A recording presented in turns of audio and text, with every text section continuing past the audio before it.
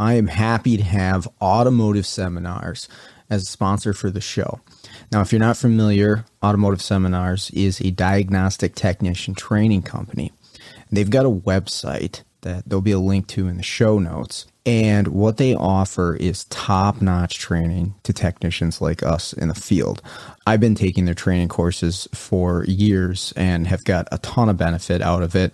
They've got top-notch instructors, John Thornton, Scott Shotton, Scott Manna, and every other month they've got a 2-night course that you can sign up for.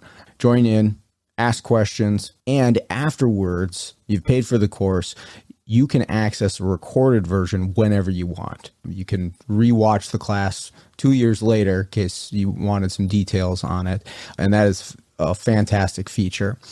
So make sure to check out the website to see what courses they have available and what's coming up in the future.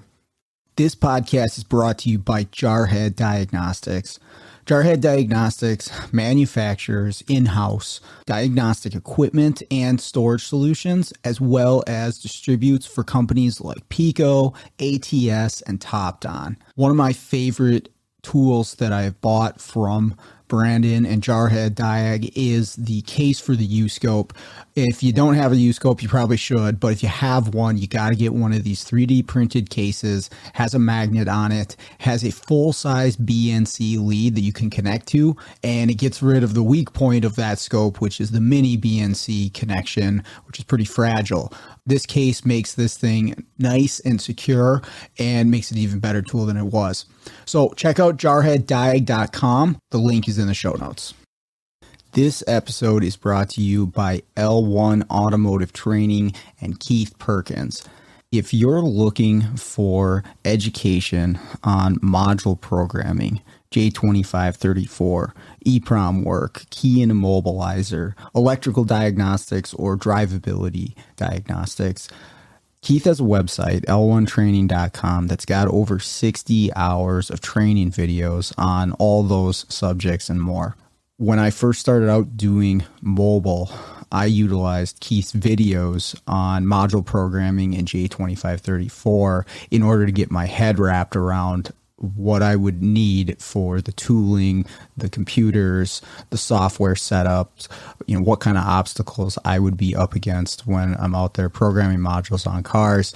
And it was a huge benefit to me. And I continue to use the training videos that he has on his website. So I strongly recommend checking out l1training.com. We have got Auto Rescue Tools and Isaac Rodell as a sponsor for this podcast. Hey guys, if you're looking for programming laptops, you want the laptop set up ready to go for programming control modules on vehicles, you need key cutting equipment, you need diagnostic tools, Isaac is your guy. Has all that stuff available for purchase, and the support that he offers along with the purchase has been outstanding. I bought some stuff from him in the past. I got my Dolphin key cutting tool from him several years back. And again, the support has been phenomenal. Helped me out along the way with anything additional I needed to make it work for me. Also, for the month of June 2023, they've got Autel updates for sale. So make sure to check that out as well. Again, that's autorescuetools.com. The link will be in the show notes.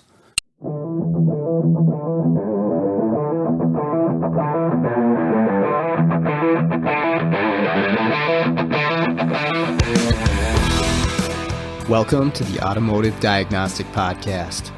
We're going to explore ways to sharpen our diagnostic skills, find learning resources, and hear from experts in the automotive field. Hey, what's going on, automotive world? Welcome to another episode of the Automotive Diagnostic Podcast. My name is Sean Tipping, and I've got another Matt and Matt show for you today. That's Matt Fanslow and Matthew Skundrich. Of course, you know both of them. They've been on here quite a bit. We're going to cover just about everything today. We're going to dive into Vision that's coming up this spring. Both Matts are presenting key classes. We'll talk about Tech Talks a little bit. How do you pick classes? You know, how do you choose which classes that you want to take when you go to an event like Vision, where all of them seem like something that you want to go invest your time in? How do you pick between the classes that you're actually going to attend?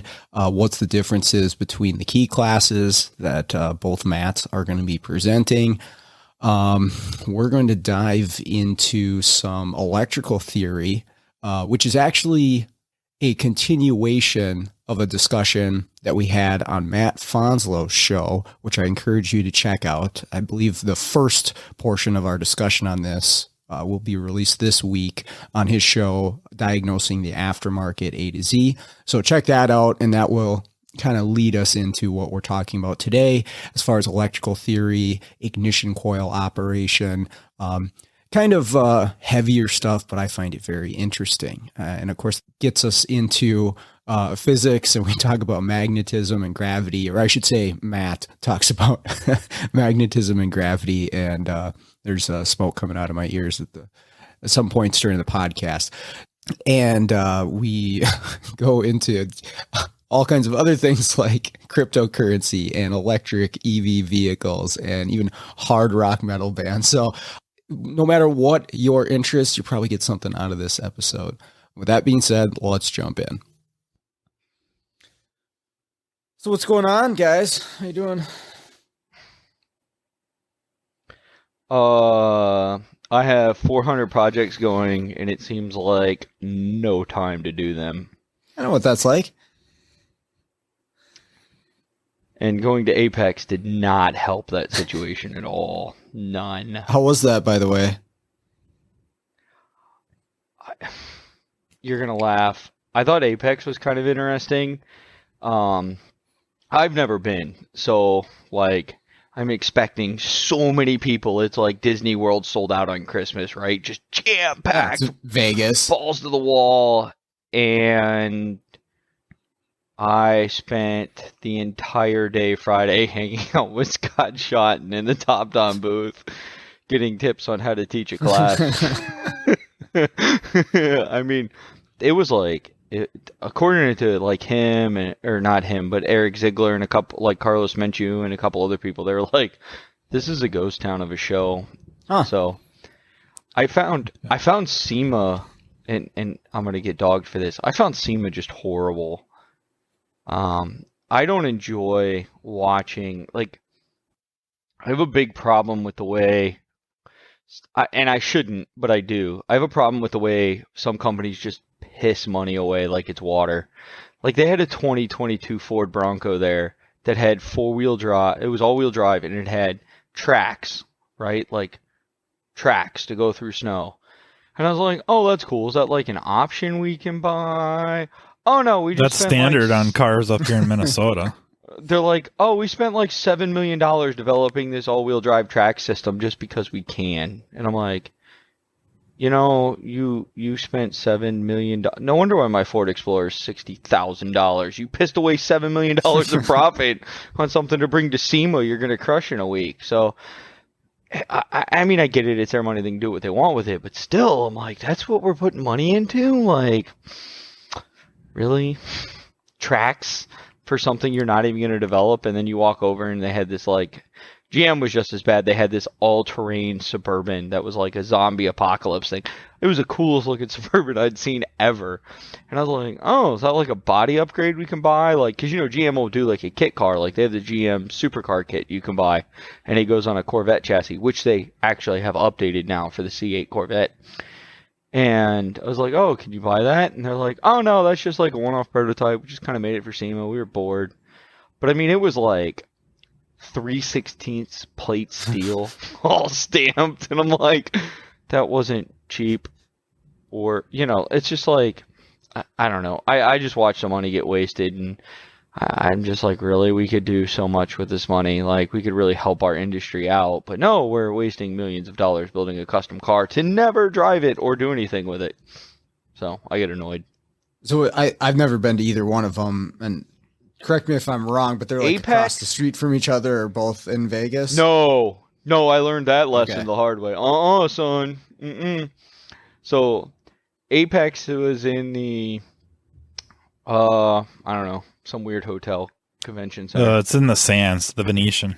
Yeah, the Venetian. That's right. Because there's all these like, please don't bring a gun in here. If you have a gun, please contact security, and they will be glad to hold your gun for you signs. Like, but it's funny because it's like on the bottom of the door, and so I'm like, man, you'd like never see that if you weren't really paying attention.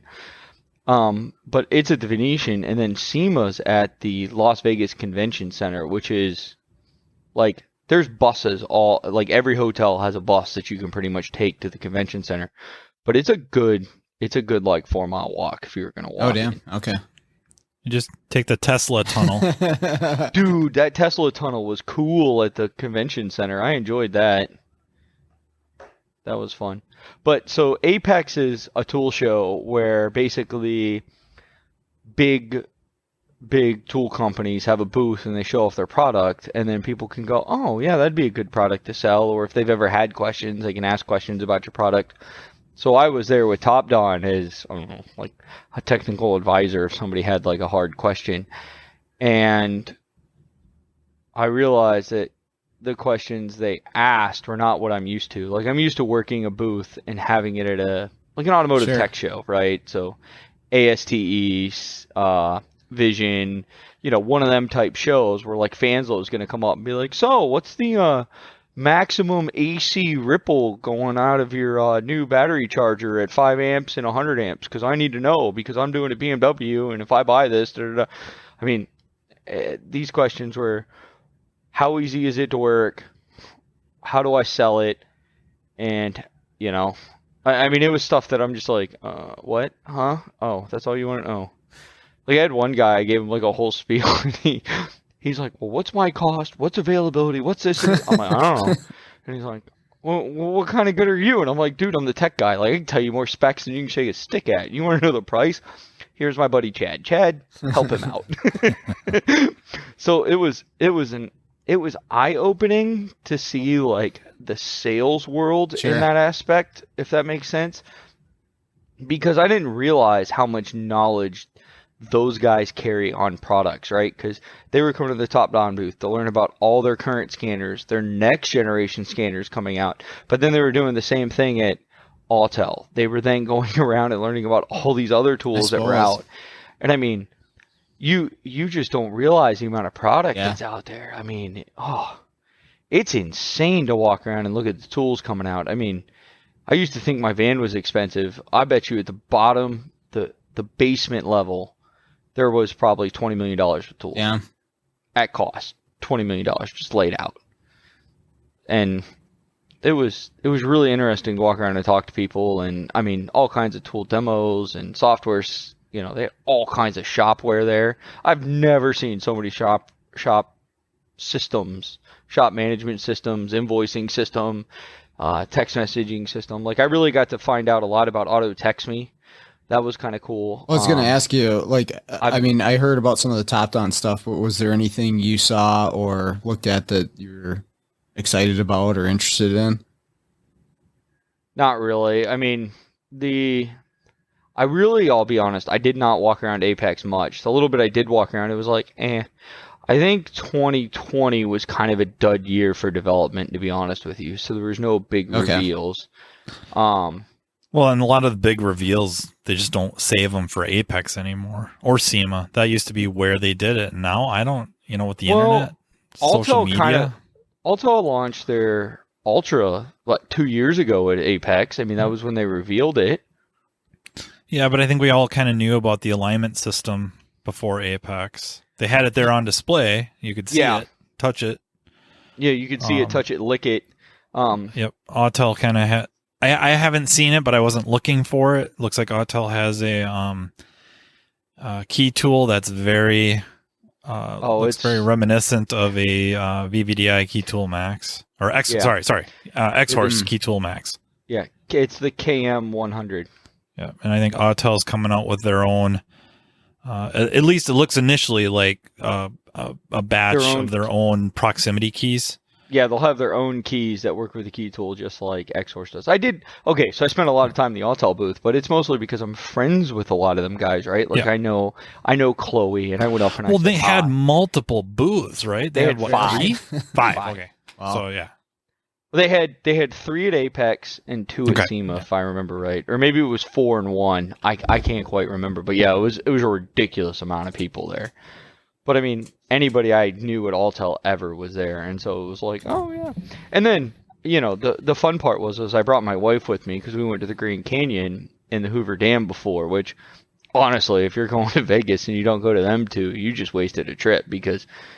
I don't care what you've seen in pictures. When you get to the Grand Canyon, you're like, whoa, that's really cool and impressive. Like, it is something to see. And the Hoover Dam, you go on that bypass bridge and you look down because you're 900 feet in the air. And you're like, oh, the Hoover Dam doesn't look that big. Then you're standing in the Hoover Dam and you're looking at the bridge and you're like, that's one hell of a marvel feat of engineering. Dude, that's where we stored Megatron. Come on. That's where we stored Megatron. God, I haven't seen the movies in forever. But, walking around and like, oh man, my wife will never let me live this down either. So Chloe from Alltel, I have a lot of respect for her. She's, done a phenomenal job at Alltel. If you ever meet her, super nice in person, very respectful. And so we were walking around and I don't know, we got talking and she said something about, working through some issues or whatever. And I was like, oh, you'll solve it. You're perfect. And my wife, like a couple hours later, was like, yeah, so did you notice what you said about Chloe? And I was like, yeah, did you notice how red her face turned and how embarrassed she was? She's like, you said it just for the reaction, didn't you? I'm like, yes, I did. But she's not let me live it down yet. But it was fun, like we had a good time with it. But the food there is so ungodly expensive. It's ridiculous. Oh my. So the first day, my wife and I went to lunch because she worked from the little area you could sit at because there was nobody there. So she sat there and worked because she worked, from her laptop. And I was like, hey, let's go get some lunch. And we walked up to the Venetian, and because that's where the one big food court was if you didn't want like a hot dog. A slice of pizza, $7. And I'm not talking like the New York monster slice. I'm talking like a regular Papa John slice, $7. I'm like, I was there in February. And we went to get tacos, just like tacos and chips and salsa and a couple drinks. And they hand us this bill after 2 people eating tacos, chips, salsa, a couple drinks, $120. I was like, what? I was like, what? Where did this all come from? Like, I don't even understand. It wasn't a super fancy place, but yeah, it was on the Strip. So they I don't know if they're making up for lost time during COVID or what it was, but crazy. They kind of have a trap market because people sit there and I'm not right or wrong. I'm not critiquing. It's just, it's kind of a trap market. Yeah. They figure it's a trap market. They're not completely wrong because somebody's going to walk up. Yep. They're hungry. What's the alternative? Okay, I can go somewhere off the Strip. Well, either I'm walking or I'm getting an Uber or a cab or whatever, Lyft, and I'm going to pay however much to get where I need to go to save money on food. It's $10 there and $10 back. And now all of a sudden it's like, oh, cripes. You might as well just pay whatever, Oh, you want $25 for this burrito? All right. Whatever. What really shocked me was breakfast the first morning. I got 2 eggs, hash browns, wheat toast, bacon, $19.99. It's almost opposite of what I remember as a kid. I just remember as a kid hearing people talk about how they would do weddings in Vegas because they could darn near fly their families out there, put them up in hotels, and eat like royalty for squat. So the buffets were the deal that you could go get out there. Yeah. Yeah. Well, they're all on Fremont Street though. That's what I forgot, right? Like we're talking like eating at Treasure You're not Island, saving any money down there. I did Fremont Street a couple years ago. It's really not that much better, and you get the people like as you're walking out of your hotel, like everybody's asking you for money or handing you something, or they want to sell you a CD. It's the best. Yeah, I don't know, but there's a Tony Roma's that does a fillet and lobster, $14.99. I mean. At my hotel, that was $100. There's clearly... You should have got one of each and compared them. Yeah. Now, I will say, what was interesting is I really like crab legs, right? Like, I don't care if it's snow crab, king crab. I don't care if it's freaking crab. It's for me. Our hotel had a seafood restaurant, and I wanted to go the one night, but they were closed on Mondays. Whatever. Just like barber shops. So I got the crab legs, and they were like $33. I'm like, what? A pound and a half of snow crab legs for $33? Like, that's not a bad price. So there were some things that I'm like, oh, this isn't terrible. But then I went over to, I have like an infatuation with beef Wellingtons. I make them a lot. We just had a girl I've known when I was the assistant children's pastor was in my children's church. I think I met her and she was in like first grade. And so she's a senior in college, got engaged while we were gone. And so I was like, hey, you and your fiance need to come over for dinner. So I made beef Wellington, mashed potatoes, broccoli. And so when we were there, Gordon Ramsay has a steakhouse in Paris. And I'm like, oh, babe, we got to go. They have beef Wellingtons. And she's like, what's it cost? I'm like, I don't care. We got to go. So I went and had my $70 beef Wellington, and I got no sides, but I had the best dessert of my life at that restaurant. They brought you out this plate, and it had what looked like a stick of butter with a butter knife stuck in it. And then there was this chocolate, like, cake, like about 4 inches tall, and this metal container. And I'm looking at it going, what the flip is this? And the guy pours for somebody else, like, the thing out on the cake. And I'm like, oh, okay, it's like it's a hot caramel sauce, right? And it was delicious. And so I was like, what do you do with the butter? And he's like, that's ice cream. It's like some butter sugar ice cream. And I'm like, what? And so I ate it. And I was like, holy crap, this is delicious. So it was like the molten lava cake, but separate. But it really looked like a stick of butter. Like, it was totally deceiving. And it was an amazing dinner, but it was pricey. But I've never had such a good filet in my entire life. Like, I sent a picture to Carlos Menchu, and he cracked me up with his response. I mean, my steak was medium rare at best. And he's like, I can't believe they even charged you for that. They didn't even spend any time cooking it. And I was like, what's wrong with you? So, yeah, Vegas was interesting. Well, how about the next event? I don't know if there's anything in between now and then, but we got Vision coming up in the spring. Visions, and there's a couple events this month, but I'm not going to any of them. There's like a Napa show, or maybe that's in January before Vision. I know there's a Napa show. Yeah. But Vision's the next big one that I'm going to. Same here. I think Fanslow is going. He might even have handouts this year. I'm thinking about it. What are you going to do now that it's all digital, Fanslow, and they want your handouts like submitted ahead of time? Hopefully it'll be easier to steal materials from other people. So just hack their computers. It's on an Android tablet. Slap it. I saw that they were selling tablets to PowerPoint attendees if you didn't have your own laptop to bring. Yeah, I don't know. I'm a little concerned. I am a book person. I'm very old school. If you ever come to my house, you will laugh because I have 4 8-foot tall bookshelves. They're 8 foot tall, 4 foot wide. I have at least 4 of them completely full of books from Bible college. Probably read most of them because you had to read a lot in Bible college. I was just going to bring my kids' Amazon Fire tablet. And I'm just like, I like books because I can write in them and then I can reference it at any time I want. So, like, John Thornton's class ought to be interesting because if you don't take a bajillion notes on the PowerPoint, you may not know what he was talking about on that slide. Just record it. I've seen people in class doing that where they have their iPhone out on record. Yeah. Yeah, but I mean, I don't know. So I'm not a big fan of electronic classes. I actually, Super Saturday, that was one of the big drawbacks for me was tablets, but I guess because I'm old and I just like pen and paper. It gives me the idea, though, that if I end up presenting, I can burn half the class just talking about downloading games.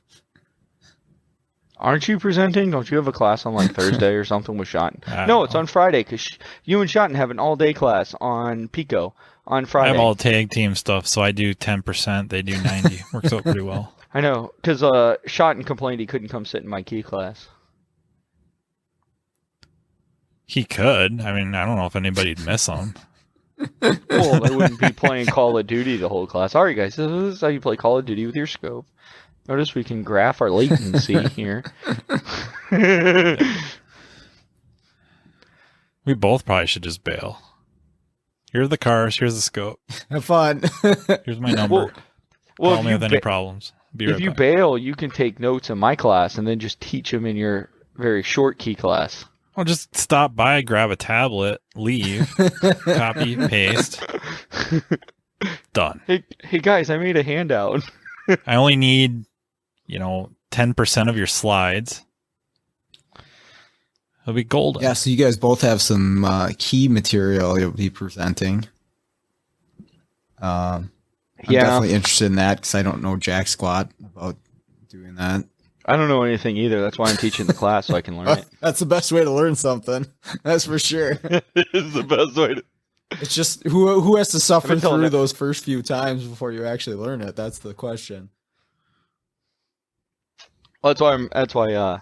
So Chad is helping me with the hands-on part of it, which ought to be entertaining in itself because he just does like key duplications, and he's gotten into keys because of Autel, because Chad was one of the original like RO people, so him and I did RO together. So he got into keys then, and he got a key machine just so he could, program some keys because you can't program them if you can't cut them. So it ought to be kind of fun to go through class. He's going to help with the hands-on, but I don't know. But our classes, while we're both talking about keys, are very, very different fundamentally. I think it's just scope. Maybe. I mean, yeah, I guess a day. Yours is full day. Yours is like what, 2 hours? I think. Well, actual teaching time is going to be like 20 minutes, but the class block goes, I don't know what it is, 3.5, 4 hours, something like that. No, I thought it was 3. I think it's 3 hours. So, introductions and all that get done. Yeah, I think we'll have about 20 minutes to actually teach. Well, by the time you get done listing all your credentials, now that you won like some Super Tech of the Year award at Apex. I just never got into that. My intro is like, this is my name, and I just could never, I don't know. I'll never forget. I really don't like listening to myself. That's probably most of it. Yet you have your own podcast. But I don't wear earplug. I don't wear my ear, headphones or nothing, so I can't hear any of it. It works out pretty well. Well, yeah. I guess you don't edit it either. So, I don't edit it, and then the editors call me up and they're like, "Do you even really listen to yourself?" And I can say, "No, I don't." My wife, Fanslow's like, my wife asked if I think before I talk. Nope, don't even want to hear myself think. Just get it all out there and see what happens. Yeah, I mean, I think the focus of our class is pretty. So I'm co-teaching a class with Andrew Sexton, as a shop owner down in Cedar Rapids, Iowa, or somewhere in that vicinity, and he's also got a towing company as part of his repair shop, or second business, if you will. So he ends up doing a pile of keys, a lot, and then I think he has something going on with I think it's Enterprise, but don't quote me on that, where he does a lot for them. Super knowledgeable, does a lot of it, and it's honestly just down and dirty. If you're interested in getting into it, this is what you need. We're just going to talk about, this is what you're going to need to get going, and maybe a little bit about pricing, but a lot about just the tools themselves, and maybe just touch upon some of the scope of things. We might mention Lishi, but we're not going to do anything with it. And we'll probably mention EPROM, and we might give like an example, because I think Andrew does a fair bit of EPROMing with like mainly Chrysler and or Mercedes, or BMW, probably even more likely. We might show an example, but it is not going to be in depth. But this is what you need to do for, cutting, programming, NASTF, and then this is where it could go. And, and here's some materials to get you there if you want to, or, Pedro de la Torre and Michael Christofferson are going to be doing their class at Vision. And that's going to delve much more into board level type, either circuit board level repair and EEPROM. So, here's the resources as you progress, if you see a need for this, but it's really going to be down and dirty. This is what you need.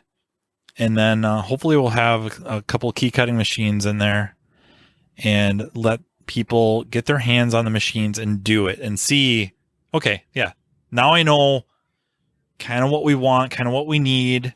We can assess what we already have, kind of have an idea of capability, have an idea of maybe some money or resources of where we can get whatever products, the keys themselves, the machines, blah, blah, blah.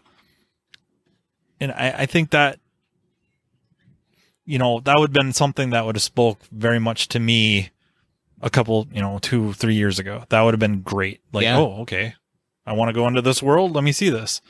And then if I'm blown away, like, wow. And then they mention this, and this, then it would be like, holy crap, I got to go to the Skundrich class because it's going to be that. And then just, what would you say, deep dive maybe? Or it's definitely going to be deeper because but B, focus. So sit in the back. Yeah. So I've always said Fanslow has a 20,000 foot view of keys, right? Like you can see the key world and go, oh, this is what it's going to cost roughly to enter it. But then we go from that 20,000 foot view and break down all the levels. So what really is a key? What really is a lock? What happens if I have a Ford that's over 10 years old and I can't buy a key cut code? How do you get the key if it's an all keys lost? What's the difference between all keys lost, add a key, What do you mean virgin a module? I don't understand. What's this reset button do? There's a lot of terms that we take for granted as mechanics that when you step into the key world, they have a totally different meaning. And now some of these mistakes will cost you dearly, and I mean dearly. If you have a new Toyota that's on the newer system and you hit that reset button and reset the immobilizer and you had one working key, you now have 0 working keys because that new key or the original key is never getting added back in. So it's a costly mistake that I've seen guys do over and over and over again. And it's just like, ugh, you got to know where to look this information up and see things. And for me as a mechanic, it's going not so much Mitchell, Pro Demand, all data, but where are you going for key information? How do you get it? How do you read it? What does a key cut mean? How does that actually translate? Probably do a couple NASDEF examples. I talked to Donnie, and he said that they got some cool VINs that we can use, and they don't like ping your D1 because it's just like an example. You can type in a VIN and get a key code and show people. So we'll probably do some of that stuff. And then we're going to go into how a lock really works, right? Like what's a wafer, what's a spring, what's a retainer, what is this housing everybody talks about? Why do Honda ignition switches seem to break all the time? What actually breaks or in the them? Keys. Yeah, why did keys wear out, right? Like we've all seen the key in a Chevy that looks like a toothpick, and you couldn't dare bring it into a prison because it's now a shank, but yet it barely starts the car. So we're going to go into some of that stuff. And then, once we get through that, we're going to talk a little in depth about leashes and how they work, because that's really, really a big thing if you're doing keys, is learning how to leashy. And then I'm hoping to get a bunch of locks, and we're going to make keys and recode locks and do hands-on with key cutting, and we're going to set up problems and groups and see if people can actually fill a work order out, right? So my goal is to make the class kind of me expressing how I walked into keys. So as a mobile guy, when I first would get a call, oh, can you come fix this car? My security light's on. We're going to talk about all the fears and questions and wonders I had and some of the rabbit holes I went down just finding information out, because some of the information's cool, some of it's useless, and even if it's useless because it's vision, you're going to learn it anyway. I know lots of useless information. I have an example coming up in, I don't know, a couple weeks. Does it involve a picture in a podcast? Well, that might come to fruition, but a lot of the other stuff I said was fairly useless. But so that's... we'll probably just have people cut some keys and then we'll watch Gun in 60 seconds and that'll be good to go. Just be Nicolas Cage, it'll be good. Well, see, maybe we can get an Apache to go fly around the parking lot. I don't know. I'm going to bring my Autel drone and just fly it in class. The real Autel. You can catch any sleepers that way. You ain't sleeping in my class. I am so obnoxiously loud when I teach. I have been told so many times. I went to automotive key group and I taught basic electrical. Now, mind you, this is locksmiths, right? That's all they do all day is keys. And their understanding of electrical is the battery stores all the electricity, and when it's dead, we have no electricity, and that's pretty much about it.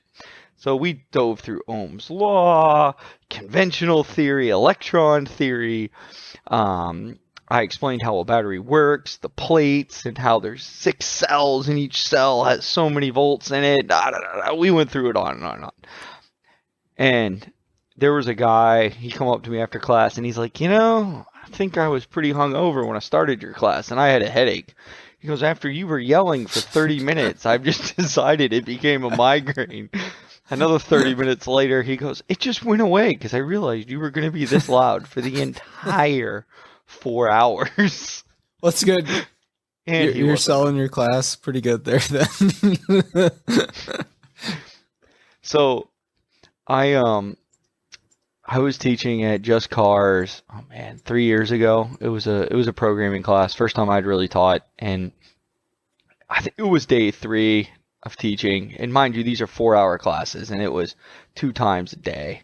And I walk in my class, like I can't stand still, so I just go ding, ding, ding, ding, ding, ding, ding, ding, ding, ding. Matter of fact, I had an Apple Watch at the time. I'd just gotten it. And somebody goes, how many miles you walk? And this was the end of 4-hour class. And I looked down and I was like, oh, it said I walked 3.1 miles. The room's 25 foot wide. I did 3.1 miles. And so even if I'm not loud enough for you, your head just wobbles back and forth so much you can't sleep. And so, I don't know, day 3 or 4, there's a class. They had the classes stacked because, it's just the cardboard partition in the hotel. So it was every other room.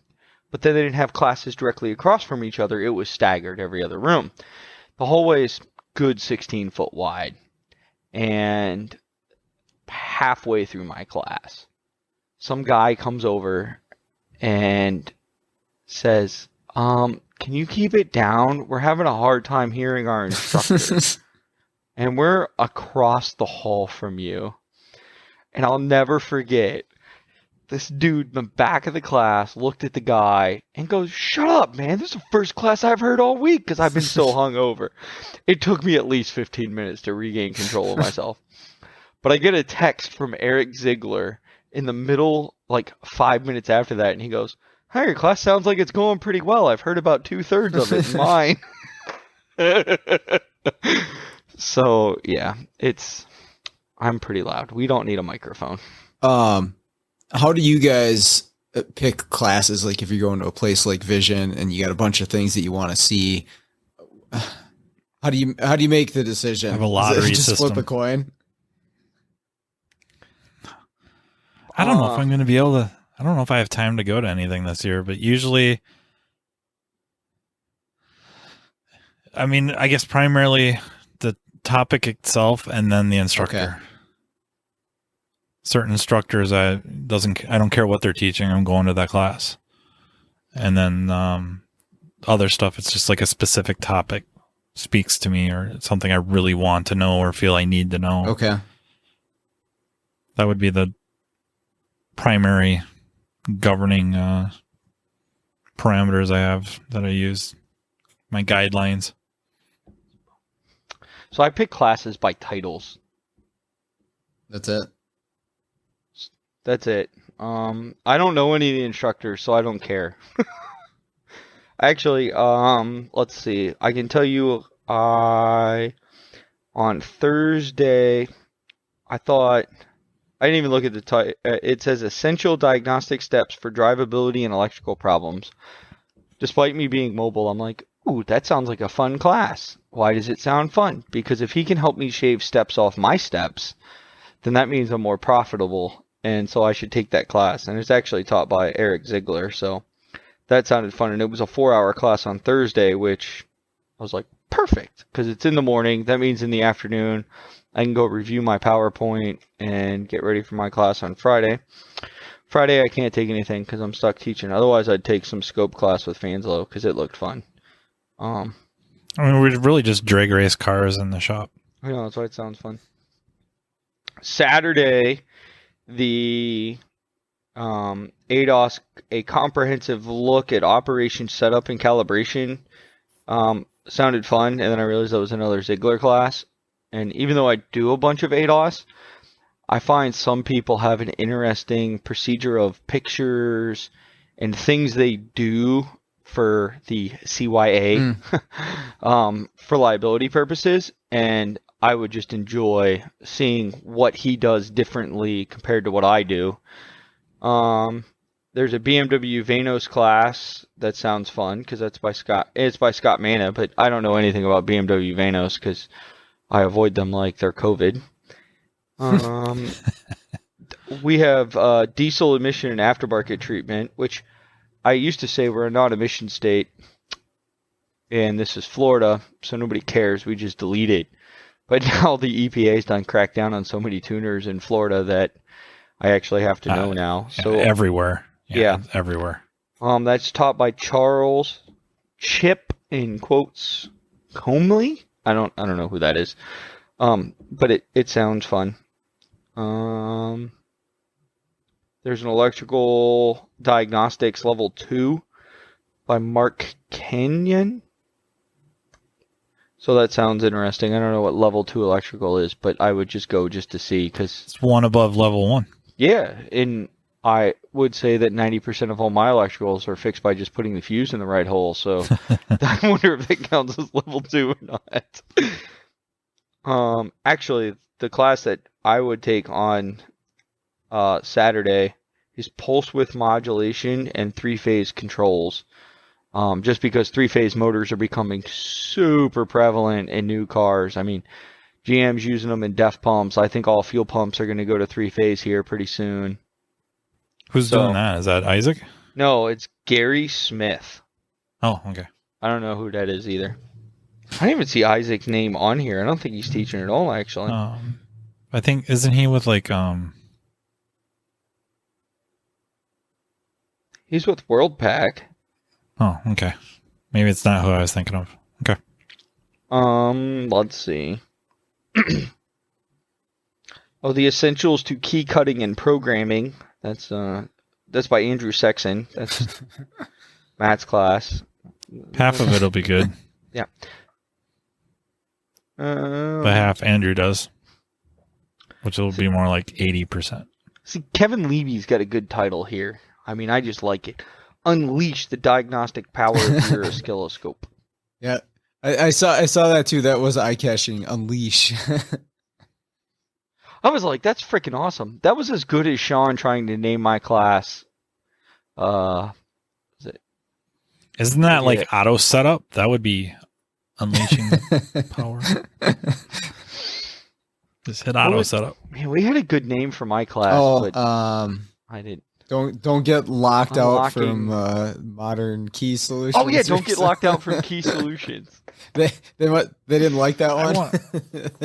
No, nobody liked it. My wife was like, "That is the cheesiest, corny thing I've ever heard." I'm like, "Well, don't get locked out from key solutions." I wanted to make our title like absurdly long, like a Brandon Steckler bio. You forgot the big book of Skundrich's big book of keys. I thought that was my favorite. He asked me for a title to my class. I'm like, you actually have to name these things? I'm like, My title at Just Cars was J2534. Yep. What are you teaching? Pretty much what the title says. Yep. We were going to do something like Vincent Clortho's Guide to Being a Keymaster. And Sherry shot it down. I don't know why, because I thought it was genius. Well timed for Afterlife. Shot down. Just how to spend all your shop's profit trying to make a little profit in keys. The quickest way to make $1 million in key cutting is to start out with $2 million. That's pretty much how I feel it is after buying my Abritus. I'm like, oh. And the worst part is I started it before Autel, like had the 508 and the 608, and there was no really cheap Ninja because I can't believe what that cost. So like, it was like, oh, you want to do Mercedes? Abritus or Diag Speed, and Diag Speed was like $5,000, and I'm like, but it doesn't do much more than the Abritus, which is 4, and then Abritus I can add on other functions. So I think I've spent like $12,000 on my Abritus. It's almost maxed out, but it just pains me. Yeah, the only Abritus stuff I have are cables. I haven't bought any of it because, knock on wood, everything I've needed to do, I've been able to do or burn the module down with what I have. Yeah. You think I'm joking? I'm really quite being very honest about specific CAS module, which we've talked about before, and was verified by somebody responding to it on the Automotive Diagnostic Podcast Facebook page. He was very accurate in his assessment. And I think Saturday afternoon, the only class anybody's taken is the domestic drivability diagnostics class, because it's taught by John Thornton. So I mean, the whole building's. Well, we got the Tech Talks too. I'm pretty. Oh, we're going up against Thornton? Yeah, you're going up against Thornton. Hope John likes teaching about 5 people. I like how it says various/moderated by Matt Fanslow. That's a really loose term, moderated, but yeah, I'm there. I'm excited for that one. They got all the people lined up. This is the class Fanslow. Yeah, I think. I think for sure. Håkan Light and Hans Jurgensen, who I've been working on Hans to do it for quite a while. And then Pedro Del Toro is going to be doing something. Yeah, I'm bringing out heavy hitters. Well. Yeah, we got to upgrade. Yeah, last time we had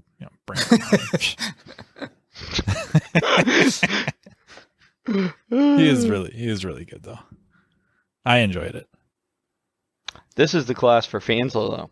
From electrical theory to real-world application. Oh, God, no. James Wilson. He's a good guy. It's sponsored by A-Tech Training Incorporated. That, I would have to read the description on that, though. You're like, I'm walking out of Tech Talks. Go take that class. Well, I took an A-Tech class once at a NACAT, which is North American College Automotive Teachers Association or something like that. They have it's meant for, of course, like technical college or trade school, and you have we'll just call it a test bench with a laptop connected that is then networked to the teacher's, the instructor's laptop. And they have you do, like in my case, that class, they had us build a horn circuit. So you have wires and whatnot, and you wire in, make this horn circuit, and then verify that it works. And when you do, they trip a quiz, if you will. And then the laptop, the test bench bugs itself, and you have to diagnose it And it isn't like, which of these could be the cause, A, B, C, or D. It's like there's 12 options. So you really have to know what's wrong. And it's pretty cool because, I was banging through a lot of them, getting them right. And then I thought, for grins, I'll just get this one wrong on purpose.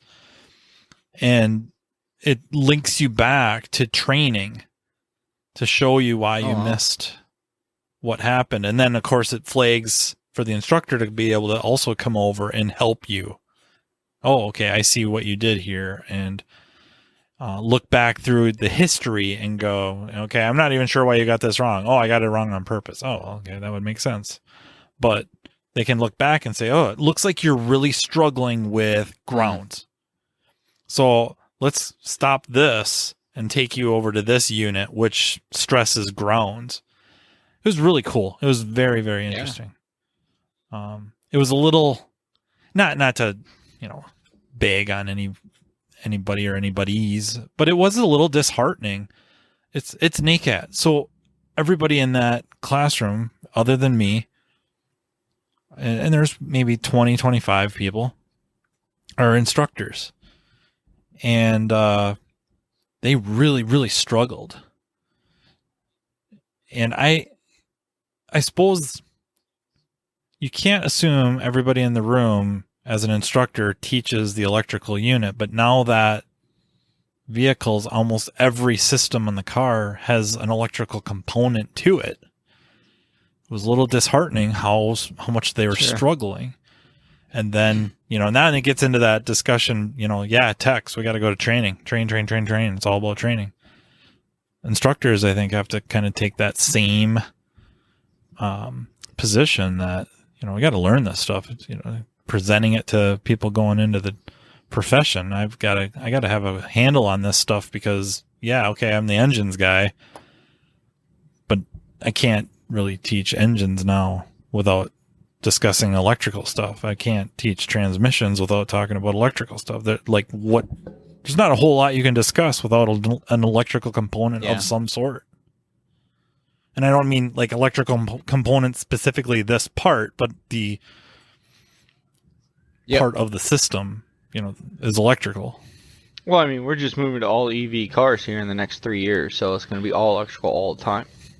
I'm actually kind of curious to see what they do as far as the ASE accreditation stuff there.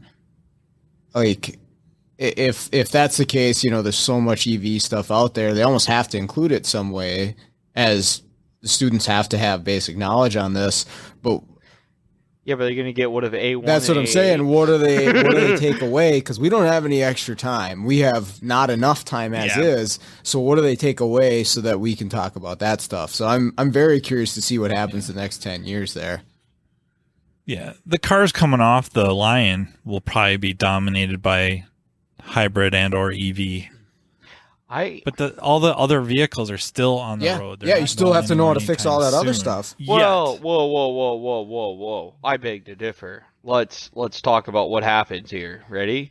Hey, we're going to do this government-funded, let's kill all old cars and get rid of them rather quickly, right? Like, or hey, we're going to enact human safety, and Tesla has self-driving, and so do all the electric cars. Now you can't relicense a gas car, or, we're going to put a gas tax at $5 a gallon to incentivize you buying an EV. I mean, we could get rid of EVs in a couple of years. Let's not kid ourselves here. Yeah. In theory. Yeah. I think it'll be, I still think we have decades. There's just certain things, infrastructure-wise, I would agree we've got with you. stuff coming, but I mean, here's my beef with EV. You live in Minnesota, and I think I said that perfect. Right. And I practiced all day, actually. I called a buddy of mine who lived in Minnesota, and I was like, "How do you say this?" And he laughed really hard. And so when it gets to minus 27 degrees, which it'll do for the next 2 months for you guys, the Ford even says like your Mach-E is just going to absolutely destroy its mileage, because it has to use the battery to generate heat to keep the battery hot enough to not ruin the lithium battery, So if your car's not in the garage, you basically have to leave it plugged in all the time. Because overnight it'll use 50% of the battery up just keeping the car warm. So what happens at that point, right? So 20,000 people drive to work. Do they all have an EV charger, right? Like, that's where I see the problem coming. And I think right now the EV problems that I state are like, oh, you don't know what you're talking about, right? Because there's 10 chargers at work and there's 10 geniuses who decided to buy an EV because it's free right now. But when that number goes from 10 to 100, now what happens, right? And then what's going to happen at all these jobs? Like my wife's work. There were no EV chargers there. Well, it's kind of out of the way of anything. Right. So, I mean, are you going to put EV chargers in? Who pays for all those EV chargers, right? Like one of the things I thought was cool was Autel is making EV chargers, right? Really? Like they're going to make an EV charger to sell. There's quite a few of those, really, in Apex. Yeah. But, yeah, definitely Autel had one. Nice looking. What's the size? I'm just curious. Massive. They're talking level 2 and 3 chargers. I mean, the level 3 chargers, like... Hooks up to a diesel generator. Yeah. I'm just kidding. It does. It actually does. I think it does like 450 amps. Boy, don't post that in a Facebook group. You get freaking people triggered about that. So, it's just... Who's going to fix the generators? Us. No. They run off electric too, duh. Yeah, there's just issues I have. Like, my biggest issue for EVs is hurricanes in Florida. Like, I went 2 weeks without power. You have a flood walk by and you walk by your car and get electrocuted. Well, yeah. Did you see the article that Sean Miller posted in Tech Training? About the 5-minute charge? Purdue. Yeah, from Purdue and Ford. Did you read that? Yep. Oh, this cable can carry 2,400 amps of current. Jesus. Yeah. I'm going to put that on one of my battery maintainers. Yeah, and I'm thinking to myself, okay, here's what they don't talk about, right? And this is the downside to EV. So let's say I just drove my car. I'm trying to make it to Fanslow because Fanslow is teaching this really awesome key class. And so I'm driving my Tesla because we're going to program my Tesla when we get there.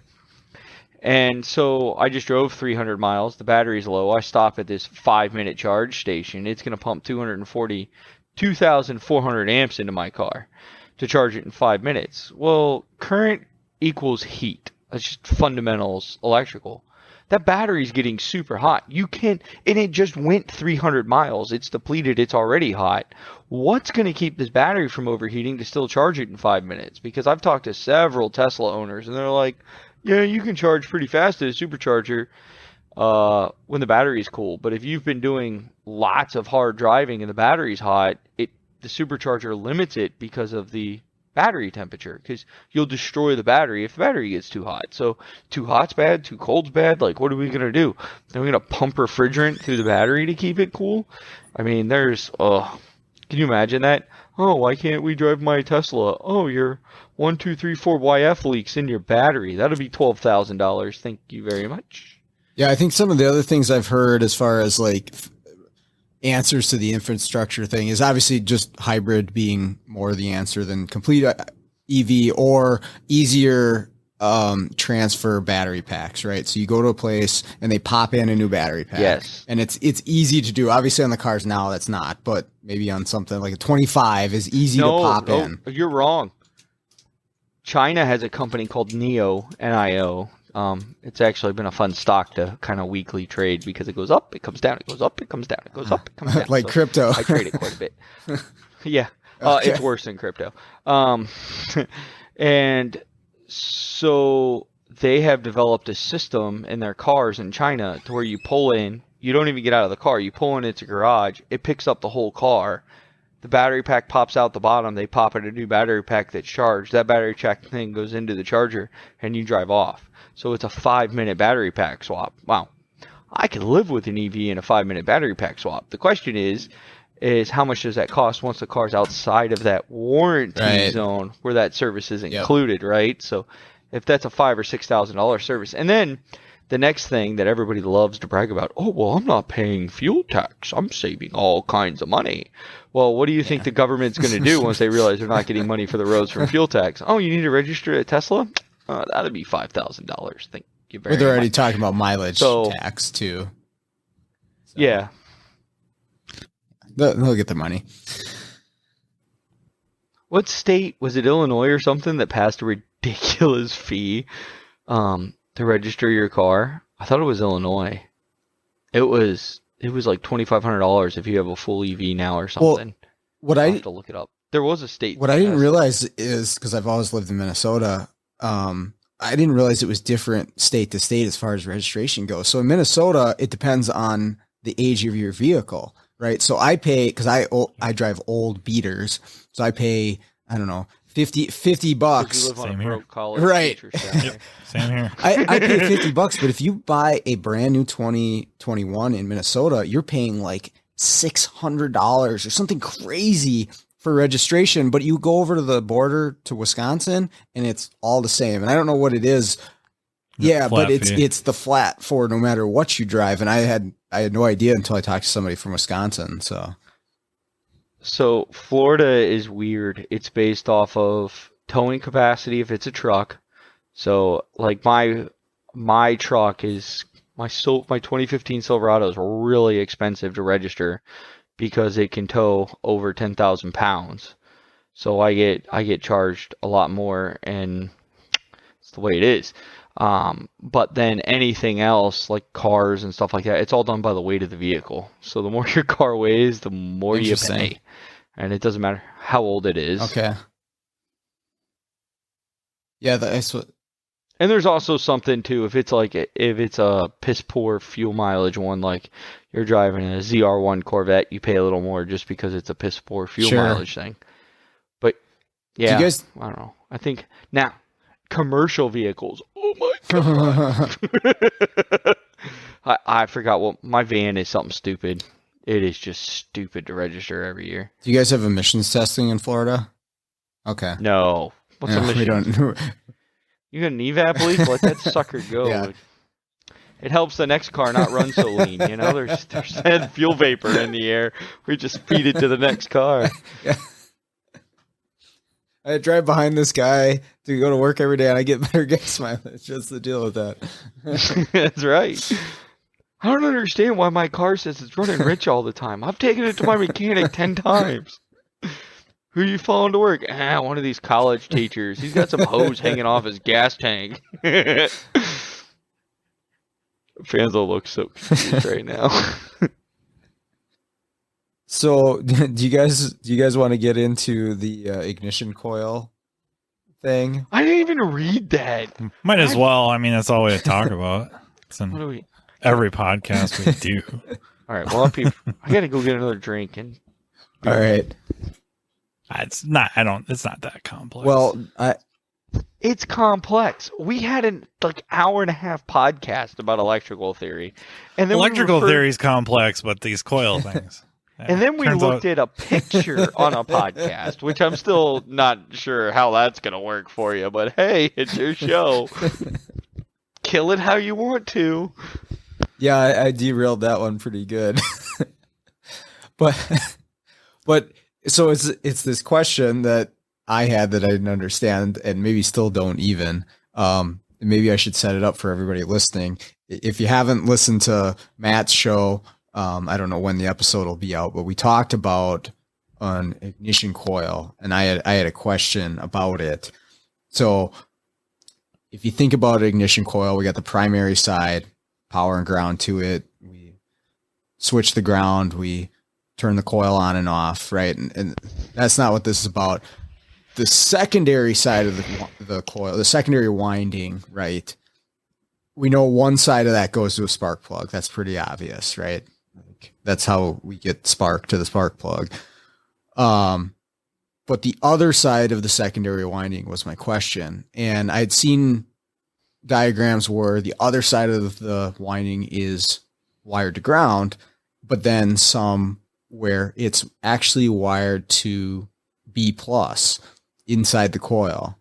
And I didn't understand how that worked. And maybe I still don't. And actually, one side of the secondary is physically connected to the battery feed side of the coil primary.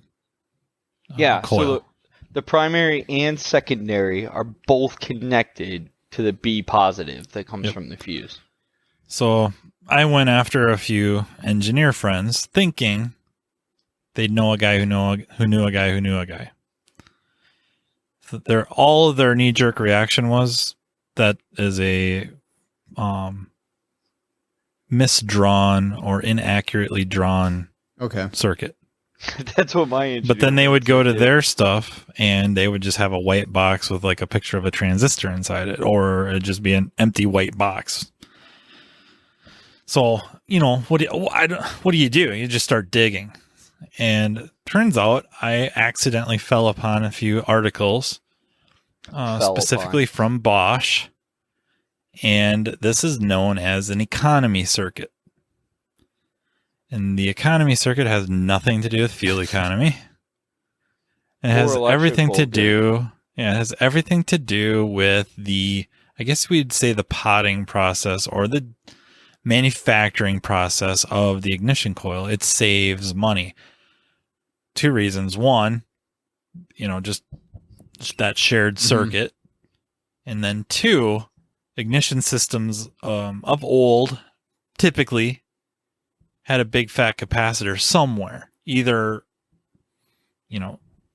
on the coil itself, or, if we're thinking like distributor type stuff, they had a capacitor somewhere. Some other, early coil unplugs might have had a capacitor somewhere. This allows them to do essentially the same thing, but kind of releasing that energy into the entire electrical system. So the entire electrical system acts. I don't necessarily want to use the word capacitor, but we'll just say it dissipates through the rest of the electrical system. That's got to be great for modern cars. That's what it is. That's what they're doing. Saving money. I'm going to guess that car you saw that on had to be an early 90s car. Saw what on? That diagram. I think he could pull up pretty new, and Fords are the ones that come to mind that show it that way as well. I looked. I couldn't find one before 2005. Okay. So I went through a bunch of cars that night. Yeah, I can't tell you what year that diagram was off of, but yeah, I've seen it several times. That's all I can say. Yeah, and I'm not disagreeing with you, but to have the electrical system dissipate the flyback voltage means it can't be very computer complex. Right? Because you're going to end up with this odd spike everywhere. Well, it wouldn't be the total inductive kick because we're on the feed side, but there definitely would be some inductive kick on that side. But it wouldn't be like the typical, primary, couple 100 volts or anything. But it would still be. I mean, one of my buddies said you could see the entire inductive kick on there because it's hardwired together. It's just going to depend on. All right. So now I want to find one of these cars and measure it. This should be like a challenge at Vision. Hey, somebody find one of these old turd buckets. Where's Michael? Was it Broccoli? I call him Michael Broccoli. He owns a junkyard in New York. We need to give him a phone call. He's probably got some old Ford sitting there at his junkyard. He could start up and scope and answer this question. I got a 99 in my driveway, so maybe that's the one. 99 what? Ford Pinto? It's F-150. It's the 2-valve 5.4, so it's gonna keep on running. So. Oh my gosh. Okay. I need to dumb this down though, because here's the thing. When I ask the question, I think I have like a real fundamental misconception of coil operation, because I don't even think my question is being understood to you guys. You guys are like on a whole nother level of like flyback voltage and all this stuff that I wasn't even in my head. So I thought about this too after we had the first conversation. I'm like, I need to ask this question better. Like I need to ask what I'm misunderstanding. Okay. And the reason I got to this question was, if you think about waste spark, which you brought up last time, Skundrich, right? So on our secondary side of a waste spark system, which I think is really interesting, we have the spark going out of one side of the coil, right? And maybe we should start with the beginning, right? Magnetic field moves through. You're really gonna have this conversation all over again. Magnetic field moves through the winding, induces a high voltage spark into one spark plug, jumps the gap, goes through the block or the cylinder head to the other spark plug connected to that coil, and back up through the spark plug to the original coil, right? I'm understanding that correctly, right? Makes a circle. It has to be. It does, right? Okay. So it's a circle. Circles go forever. They just run on. So it's a complete circuit, right? And in my head anyways, there has to be a reason for that to happen, right? Like it has to have a reason to go back to that original coil. And Fanslow was talking about an imbalance, right? And that's what makes sense to me. Like we create an imbalance, that's what creates a high voltage. We circle back to equal that out. And tell me if I'm wrong there, but I'm thinking the same thing with a regular ignition coil that's not waste spark. So my thought process there is, if it's connected to ground, it makes sense. It's getting back to the coil. But if it's connected to positive, how is that circuit, how is that loop completing? That's where my misunderstanding stemmed from. And then if people say, well, it doesn't need to, then I'm like, well, why is it connected? Why is the other side of that secondary winding connected to anything? Like, what's the purpose of it being connected on the other side of the winding? In our case, money savings and noise suppression, or EMI suppression. EMF. Okay. If you want to say EMF. I like EMF better. It sounds cooler. Das EMF. I mean, the problem is yeah, it's just the way electricity works. It has to return back to the source. I agree. Definitely. Right? And what makes DIS different is it's somewhat isolated. The secondary is somewhat isolated from the rest of the electrical system. Right. That's the crazy thing, is it finds its way back to the coil through. Well, it kind of, again, it goes back to what I was saying before, though. Where does the that it's not really moving through. It's putting the energy. I mean, that energy is going into, quote unquote, the block, and now you have a deficit somewhere, or depending on what kind of terminology you want to use for the theory. But we'll just I think for the sake of this discussion, I think we'll just say it's a deficit. And I could probably get easily called out on technicalities on saying it that way, easily. That's going to get filled. And since it's being put into the block, it's just going to, we're not saying like these specific electrons are making their way around back. We'll say the charge is probably a more technical way. The charge is making its way back. And since it's being put into the block, it's just going to get taken back out of the block. It's talking about the DIS system. I think that's the way to answer that. But that makes sense for the DIS. Like that clicked in my head once I kind of read up on that. That's how it works. I didn't know. As long as I was a tech, I had absolutely no clue. But again, going back to our one where the secondary winding is tied into the positive, that circuit no longer makes sense to me, or the completion doesn't make sense to me anymore. You're missing the fact that the secondary winding is also connected to ground through the spark plug. It's not on the diagram that way, but it is ground. So... Because the block is grounded. Okay. But then the circuit doesn't complete and this in my head then. It just goes to ground. It does, because you're gonna laugh at this. This is why the flyback is negated, because it's going back through the battery on the positive side. That's your complete circuit. Is that what my answer is there? I think so. Does that make sense, Fanslow? Yeah, I mean, do you get what I'm going with? I think that's probably the best way to think about it. I mean, I'm trying to explain. Other than that, yeah, the only other way to think about it is that you're creating this large electrical potential difference between the coil secondary side and the ground of the block. So on DIS, it's not technically grounding through the block or anything to get back to like the battery, because that's where the energy really came from.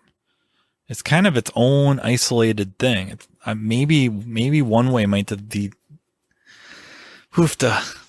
sometimes these off the cuff things can go sideways, but maybe one way to think about it is a hybrid car on the high voltage side and the low voltage side. They're kind of two totally different systems that are, for the most part, isolated. And if Isaac's listening to this, he's probably going to call me, but for the sake of discussion, they're isolated. And that's kind of what DIS, the secondary, is kind of its own thing. Like, we're inducing voltage into it, but then you got the polarity, and it's kind of got to do the ring thing. You know, the circle. Okay. Whereas in your case, with it connected to the battery, now the battery's involved. That's where the energy is coming from. Directly, like physically. Okay.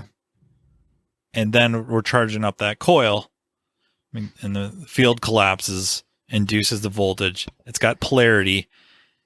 That energy is used up, jumping the gap, firing the plug, whatever, and then the current, if you will, comes back around and balances out through the battery. Through the battery. Equilibrium might be a more technically accurate word. Don't look at the battery as a supply. Just look at it as a conductor, right? It's just a wire. Yeah.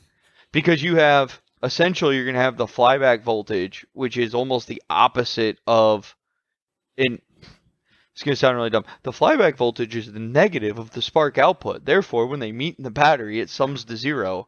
I mean, it sounds really lame to say it that way, but I think that's what you're missing. And that's why they can use it in a car, even with a modern electrical system, because they're going to find each other and kind of neutral out and not go to any place it wants. Gotcha. I know that's not technical, and Fanslow's over here. I'm going to punch Matt in the face. But I'm just trying to make it stupid simple for people listening. Well, and for me. I mean, yeah, it comes back to an episode we did together. So Sean and I did an episode just about, accuracy versus applicability. Talked more about that on the one we just did with mine and on my show, and how, and we talked about the theoretical and how applicable is it. It's fun to talk about. It's neat to think about, but I got to go fix a car, and I'm not going to be applying quantum field theory. So, yeah, and sometimes getting too far into the weeds can confuse you more than help you too, if you're thinking too hard about it. Oh, I was waiting for the question. Well, wait a minute. Flyback voltage is only 200 volts, but it took 2.8 thousand volts to jump my coil. How do they balance out and become zero? That was the question I was waiting for. And I was going to answer that too, because the flyback voltage is actually going backwards, right? So it's the reverse coil jump. So you're from the secondary coil to the primary coil. So you're going to have a reduction in voltage, yet it's still going to be the same amount of current. Yeah. And yeah, I don't know why this popped in my head. I remember we were talking about diodes, specifically Zener diodes on the secondary side. And we didn't really talk about it. We don't. But they have them there. Don't make Sean worse. He's fun. Look at him. Think about it. I had a student that called them wiener diodes, and that always made me laugh. So, Professor, I got a wiener diode. But anyways, but have you ever scoped coil current on an older car? I mean, it doesn't even have to be that old, but we'll just say 80s, 90s car. You do realize that 1990 and 2050 are like the same distance apart, right? So let's be honest. But you're talking an old POS at this point. But if you look at that, you look at the coil ramps, the actual ramps, the angle, they're quite a bit different. Charging rates were much lower. Saturation current levels were much lower. A lot of coils we would saturate at 4 amps or 6 amps. That was a saturated coil, fully charged. We would limit it that with, some kind of a circuit, clamp circuit or whatever you want to call it, limiting circuit. And nowadays, we're charging these things up 11 amps, 12 amps, 10 amps, 9 amps. And there's no control type circuit. There's nothing limiting. It's time. When it hits saturation or whatever they want for that point, and saturation is probably quite a bit higher, but burn the coil down. This stuff is happening much faster and much more current, much more energy. So what happens is now we have secondary voltages induced as the field's building, not just collapsing. So they put that Zener diode in there to prevent spark from occurring, jump in the spark plug gap when the field's building. Okay.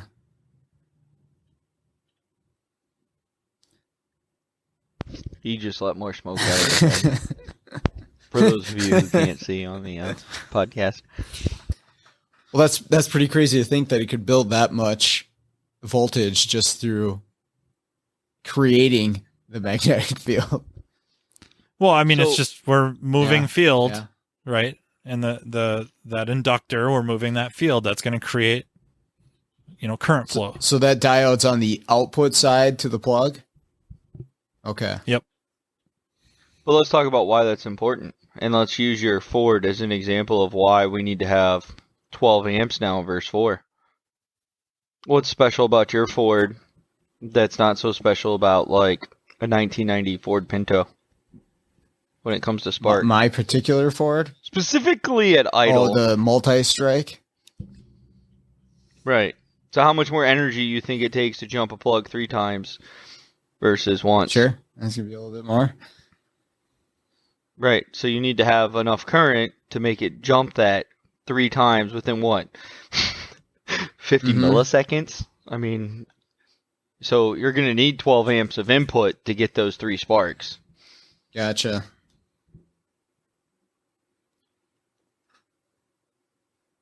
Well, I'm always about why did they do something. Like if I don't know. I guess it's how I teach. I always want to know why. Why did we change?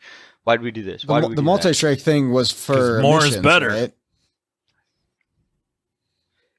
I It's a think hydrocarbon so. burn or Pretty sure it was idle emissions.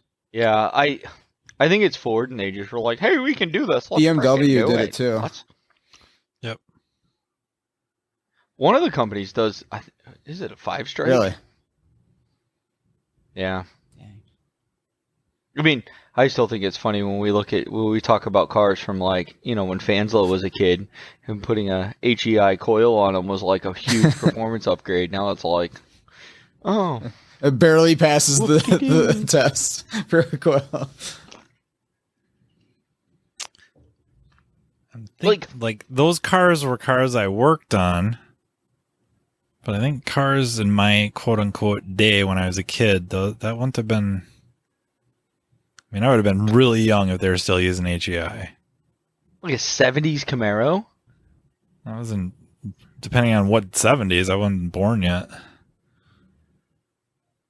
Yeah, but that's what I'm saying. That's why in your childhood they were plenty of them, right? Like, like a I 77 remember like Camaro early with- 80s. Yeah, even early 80s trucks, cars had HEI.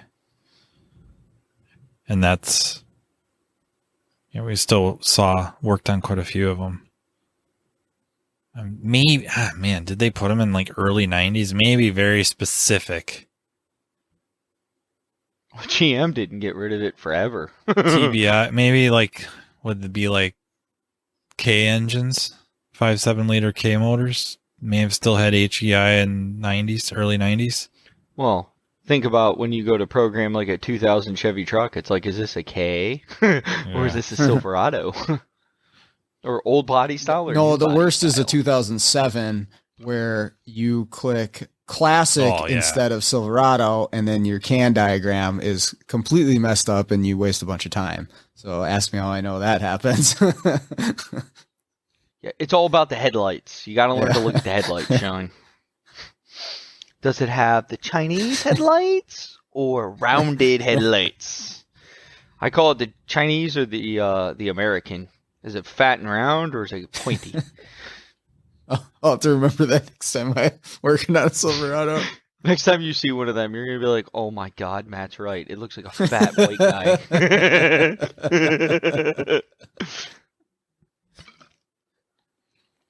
Fanslow's over here going, we have lost all hope in this podcast too.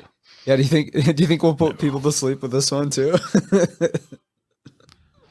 You're going to be like, wow, this started off great. We were talking about vision Depends on and if keys in they- class. And then, Why do you think I waited? Depends on if they've woke up from mine yet. Why do you think I waited until the second half to do the coil thing? the second half. I didn't get my lunch break yet. We can't be on the second half. Oh my gosh, the coil thing. You and these coils. I'm going to come to your school and like punch the kid who asked this question. Well, he's super smart and working for Tesla right now, so he's probably making more money than all of us. Where they don't even use coils. What? I was thinking the same thing.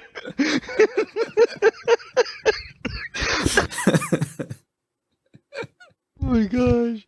Well, I'll send him this episode because I wasn't able to give him an answer at the time. So, Oh gosh. Yeah. Can you hook us up with some Tesla Toolbox 2s? I mean, that'd be sweet. I'll see what I can do. I think I told you guys this before, but he does mobile work and he drives a Ford Transit to go fix these Teslas. So They don't even give them a Model X. What? Well, because he's got to go. He's got to go up Well- to Duluth and stuff where they don't have a dealership. the battery range ain't big enough to make a daily Exactly. route. He could tow a generator behind him with an Autel station, charging station. Oh my god. So there's a Tesla repair facility that I drive past all the time. And it's full of cars. I mean, just full of Teslas. I'm like, who would ever own one of them? And the other day I saw a Ford Transit with its hood open, and I was like, what's that doing there? And then I realized it said Tesla on the side of it. I was like, oh, that's their repair vehicle. What's really funny is my neighbor, catty corner to me, bought the Tesla Powerwall, a Tesla car, and we have had 3 or 4 the thing that converts the power from 3-phase to single phase. Oh god, I lost the name of it. On your electric pole. Transformer? The transformers, yeah. I totally blanked on the name. We've had 3 or 4 transformers now put in since he put in It's his circular. We're talking about the Hoover Dam, and now we're talking about transformers. It is, right? So we've had 3 or 4 transformers put in, and I finally asked the power company, like, what's the deal with this? Oh, his Tesla wall doesn't like it because they're not, I guess when they build transformers, there's not a very strict regulation for it to put out 60 hertz. Like, there's quite a give on that. But the Tesla Powerwall just doesn't like it with his solar panels. He had solar panels from another company, so it freaks it out all the time, and it goes into, like, crazy mode, so they keep trying to find one that's better and cleaner and blah blah blah blah blah. It's been pretty funny, but the Tesla van for probably, I would say, every Monday for 3 weeks was outside his house. And I would just drive by on my big Transit, be like, okay, bye, I'm leaving at 7 miles to the gallon. Enjoy your free gasoline that doesn't move again. And I guess it was to do with the Powerwall would stop charging his Tesla because the Hertz wasn't right. So it was using the power for the house instead of putting it into the car. So then he had a dead battery because it sat all weekend. Yeah.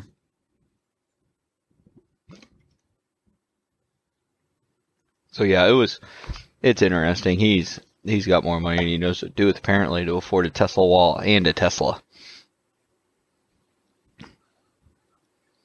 Well, yeah, I'm fine with my my Transit Connect. That thing's a beast, man.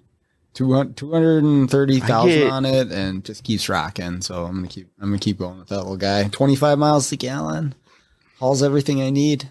I got a Transit 3500 3.5 liter non-EcoBoost, and I get 14 miles to the gallon, maybe 15. Yeah, and it's a high top too, so it's a big sucker. The most impressive thing on the car is they have this wind stabilization program. So if you're going down the road and it detects a big gust of wind, it applies the opposite brake of the wind force. So you don't. I feel get that, because even in the Connect, I mean, it sits pretty high, and there's not much to it. So if it's windy, like I'm going all over the place. It's like a sail driving down the road. Well, that's because you're too busy falling asleep at Fanslow's podcast. I mean, let's be honest. I've gotten a lot of thank you notes. A lot of people. From your wife about not being in bed as much? Because No, that they used to have trouble going to sleep. No, that's just not an issue. Flip the podcast on, 5-10 minutes. Out. Well, on that note, do you want to do the magnetism gravity thing? That was the other thing I had written down. Oh my god, no, not again. I was curious to hear what you had to say about it. There's a little bit of regret. Yeah. I have an article to write for P10 that sounds more thrilling than a magnetism article. Well, yeah, because I had said or mentioned that magnetic force, magnetic fields don't exist. And which, I just flies in the face of everything everyone's ever been taught. And we call the electromagnetic field, but it turns out it doesn't really exist the way we think it does, right? It's more of something it's more of a behavior than an actual force. Turns out gravity is not unlike that. And gravity's along with electromagnetic force, gravity is listed as one of the 4 fundamental forces of nature, which they may have found another at the LHC, but there's a very strong argument that gravity does not belong on that list, because one of the criteria is that force exists in all inertial reference frames, which is, like we mentioned in mine, basically a perspective, a point of view. So in all point of views, this has to exist. Gravity technically doesn't fall into that. And I mean, I suppose we could get into a bit of a debate about how the other forces within like the standard model, you can kind of assign fundamental particles, whereas gravity, we're still looking for gravitons.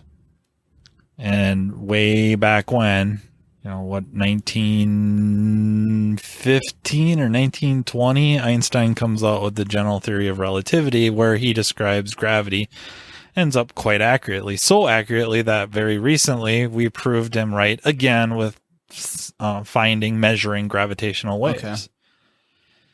And his description of gravity is not so much a force, like a fundamental force. It doesn't have its own field, if you will. Like, so we're talking about the electromagnetic field is made up of photons, and photons are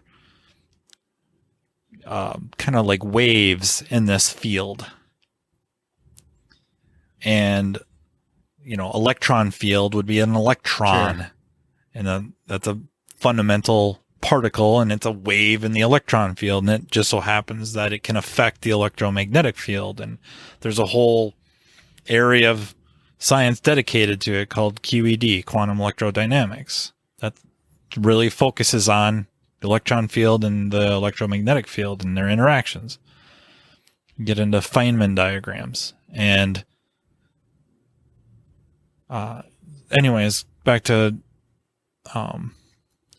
Einstein. What we would describe as gravity is simply we're all traveling through space-time. So space and time aren't separate things. They are one thing. Watch Interstellar. I mean, that's not saying it's super scientifically accurate. They said love transcended gravity or something like that. That was where they lost me, but yeah. Well, that's bull. But yes. Anyways, we're traveling.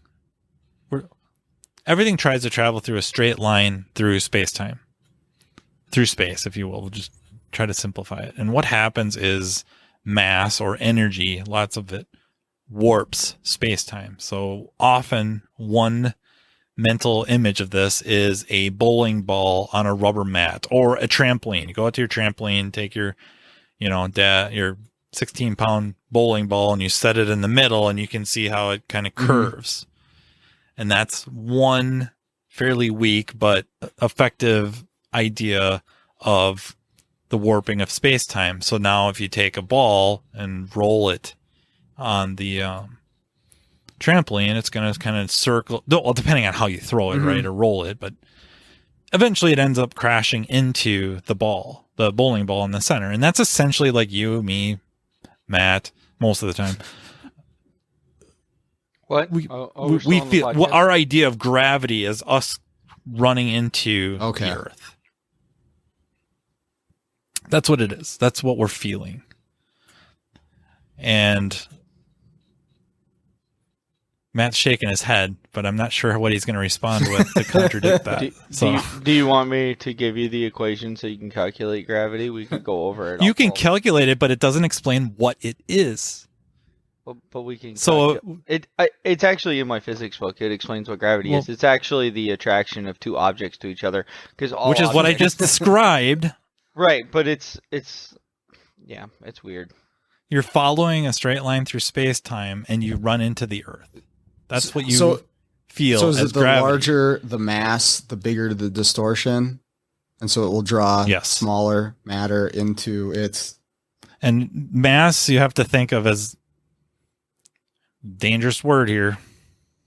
It's not weight. It's going to be very dangerous, but it's better because when people think of mass, they think of physical size. That's not the case. We got to figure in density. Okay.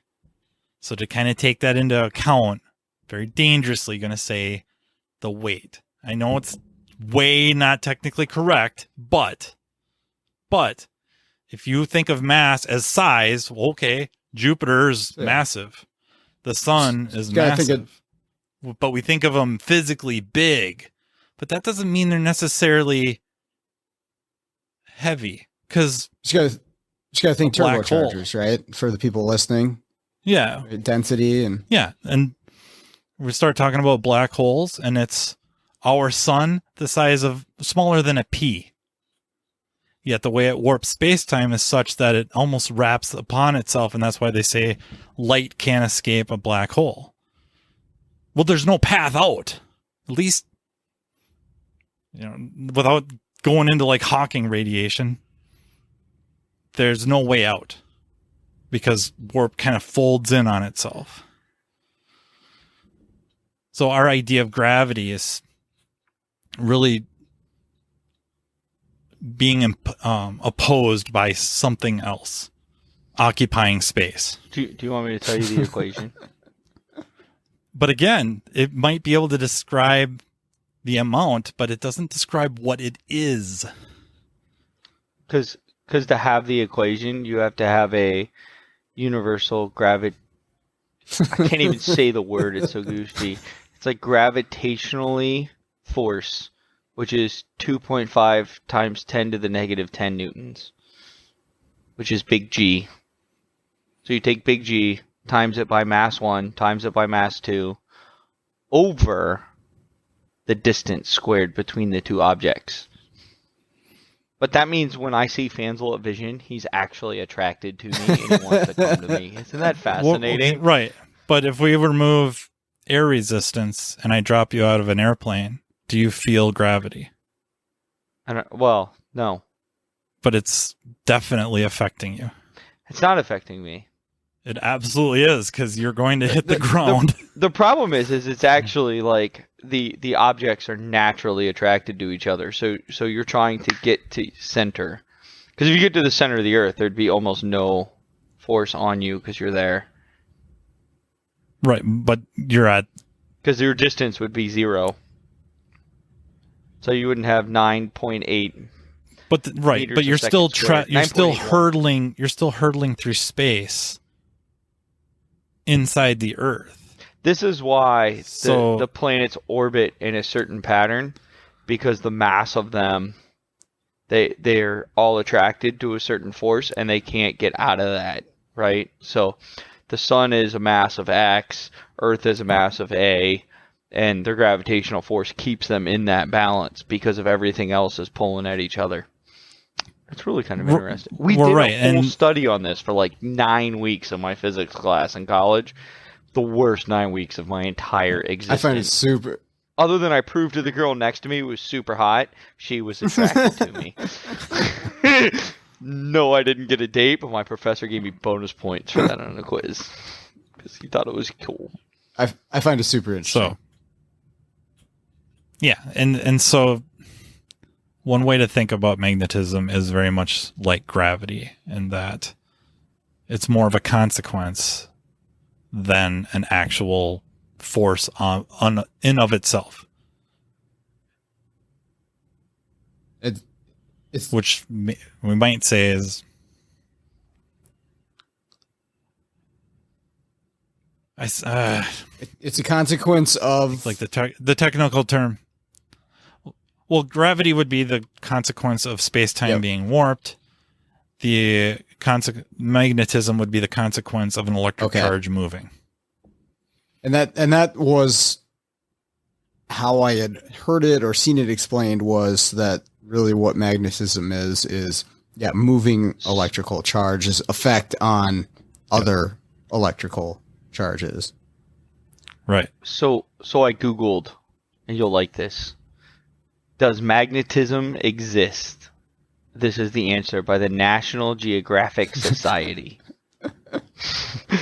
I think they're wrong. Magnetism is caused by the motion of electrical charges. Every substance is made of tiny units called atoms. ... In substances such as iron, cobalt, nickel, most of the electrons spin in the same direction. This makes atoms in the substance strongly magnetic, but they are not yet magnets. There you go. Any questions? Yeah, I kind of hate that description because it insinuates that the spin is like the electrons or the atoms are little planets that rotate. And you know what? We had to calculate how much pull they had on each other in my physics class. Let me tell you about a thrilling math equation. Was calculating the electrical charge that they produce because they're spinning. Yeah, that was frickin' thrilling. Yeah. I'm going to mail you my physics book so you can see all my writing in there. I took a boatload of notes in this. I mean, you're talking numbers so small you can't imagine, right? Like, it was like times 10 to the negative 300. And you're like, really? Can we just like drop the negative 300 and just use a whole number? Oh no, you gotta write it. Yeah. I want you to write point and then write 300 zeros and then put a 1 and tell me how fun that number is to try to deal with in a math equation. That's what I got a calculator for. Yeah. I was very excited to have one. It's like calibrating your Shinib right now. It's tanking with crypto. Yeah, everything took a dip last night, but that's the time. It's dipping more tonight. Bitcoin's down to 59. Oh, this would be a good reference for later on. Yeah, I see where we're at. Bitcoin right now is, at 11 on November 16th at 11:29 p.m. Eastern Time. Bitcoin is 59,658. My favorite one, Polygon Matic, is $1.53. Dogecoin is 0.2365. And Shinib, which everybody says is the newest, greatest coin of all time, is totally tanking. It's at 4.837 times 10 to the negative fourth. Oh, sorry, fifth. 10 to the negative fifth, because I went 4 point. So it's 0.00004838. Yeah, it's a fun roller coaster. If you got some money that you don't care about, it is at least entertaining to see what happens. The crypto world. I have learned to buy when it crashes. Yep. Just wait, and then when it spikes, get rid of it. Go. Yep. As soon as you get like 40% up, just hit sell. Don't care about making the 100%. Just hit sell at 40, 50%. They have all these random ones, and every once in a while, like, there's no strategy to it. It's for me, anyways. One will just hit. It'll go up like 100%, and I'm just like, get rid of it. Go. See you later. And then it'll be back down the next day. What's really funny is everybody who's paying taxes on all this that didn't think about it, right? They're like, oh, I put $5,000 in Shinib and I made $30,000. I'm like, congratulations, you owe 25% or $25,000 in short gain income tax. Hopefully you didn't break the next tax bracket, because that'll suck. Fanzo's like, nobody cares about crypto. He doesn't invest. He's just going to work the rest of his life at...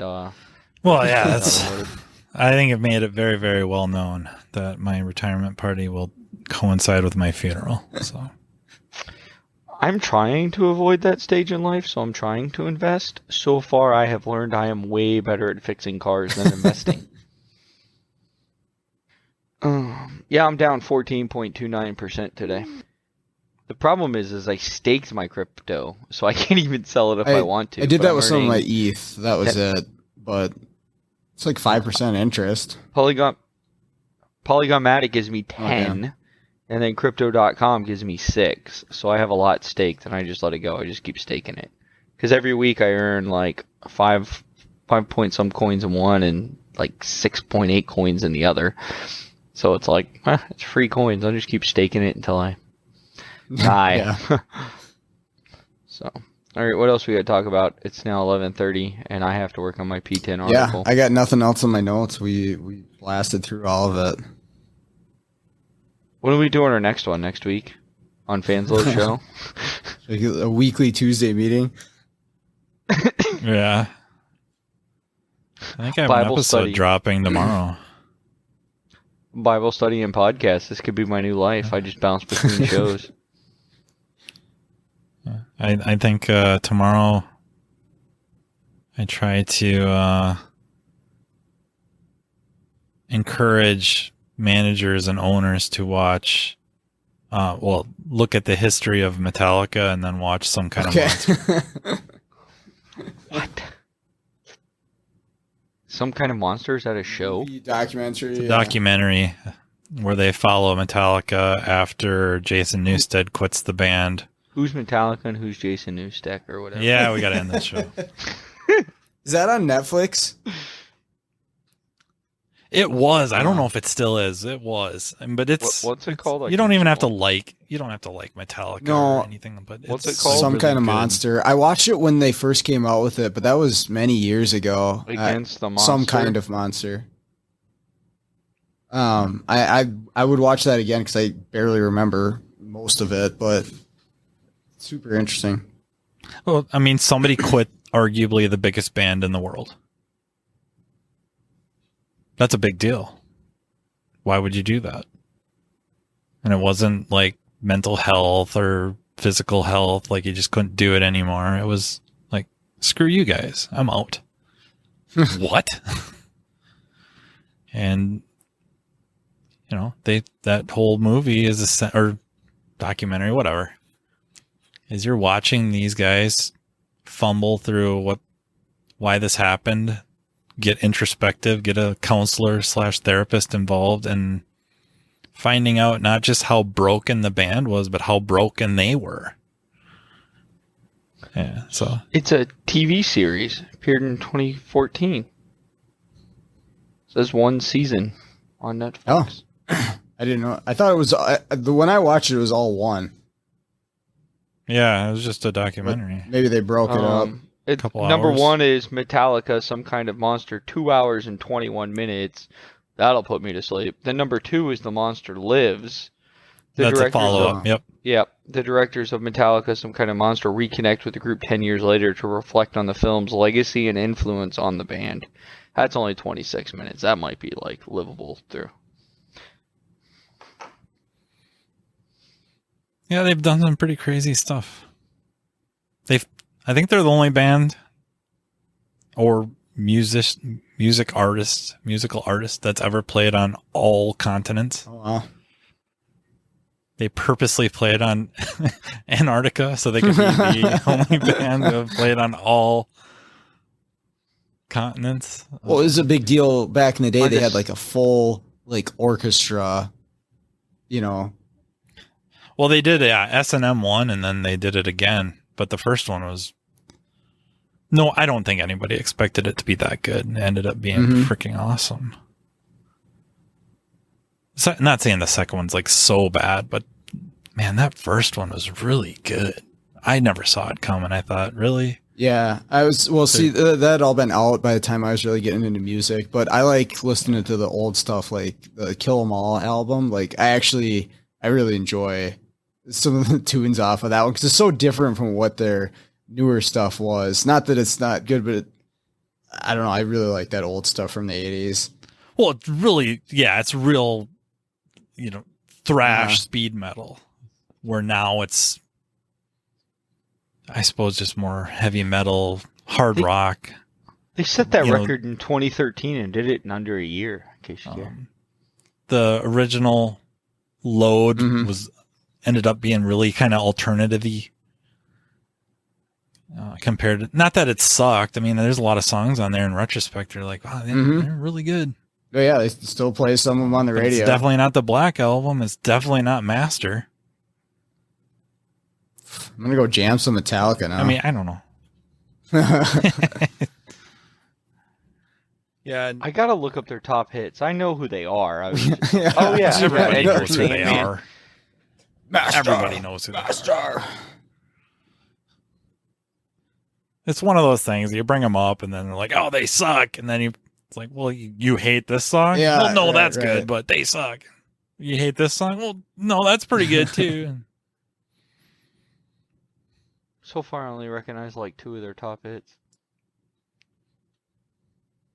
This isn't my band. I mean, we could talk about Skillet. I mean, they got some good tunes, but not like they have like a couple, and Metallica has multiple albums. Yeah. Or I think you could probably a dozen easy.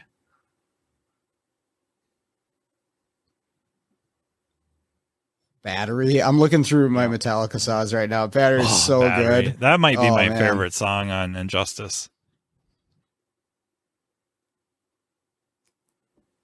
I live a very sheltered life. I don't really know any of these songs, but Enter Sandman. See, now we got to start on a React channel for Skundrich. Yeah, we'll just feed him all this music he's never heard of. And I mean, I know Aerosmith, Leonard Skinner, AC/DC, but Metallica, nope. You hear it? I was so. I'll get sued. No one's gonna listen. No one's gonna listen 2 hours into this podcast to sue me over Metallica. So. Oh, you think so, huh? They'll probably audio edit the crap out of it. Be like, "Oh, we heard Metallica for 5 seconds." If you go on YouTube, they have where they lay over bass tracks. So the mixing of Injustice for All specifically was pretty weak on the Okay. bass. So they go and they kind of, I don't know, whatever you want to call it. They get either the masters or, oh no, I know what they did. They got the Guitar Hero Metallica and they used the masters for that. And then they laid the bass tracks over. And it's on YouTube, so now you can listen to Injustice for All with some bass, and it's noticeable. I'm not saying it's life changing, but it's like it's definitely. Did either better. of you guys get into Guitar Hero or Rock Band at all? Yeah, I love Guitar geeked Hero. out on that so hard. That was so much fun. And what was it like? They had a mode above expert if you beat the entire expert game, where the buttons are scrolling so fast that you can't even. It's like Dragon Force or something. Yeah. Well, see, I think of that, and I think of the South Park episode where they're all playing Guitar Hero, and then, is it Kyle's dad's like, "Hey, I'll show you how to play No, the that's guitar." lame, Dad. And he's like, "No, this is easy." Yeah, right. He's like, "No, playing the guitar is actually easier than playing that stupid game." So I worked at Universal and Guitar Hero and Dance Dance Revolution, the game where you had to tap your feet was a big thing. And there was a bunch of us that we'd just get together at somebody's house and play Guitar Hero. And we hired this kid. He was 16. And I'm like, "Hey, man, why don't you come play Guitar Hero with us? It'll be fun." A bunch of us just go after work, one random person's house, and we play. He's like, "Oh, yeah, I'm pretty decent at the game." And I'm like, "Oh, yeah, sure. Everybody says they're decent." And he goes, "Oh, you haven't beat the game on expert mode? Oh, yeah, let's blow through some of these songs you guys can't beat." Dude, he never even looked at the screen. He was just like...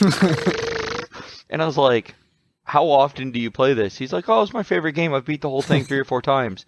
I mean, he never missed, ever. And then my manager was really overweight, had some heart issues. The manager right under me.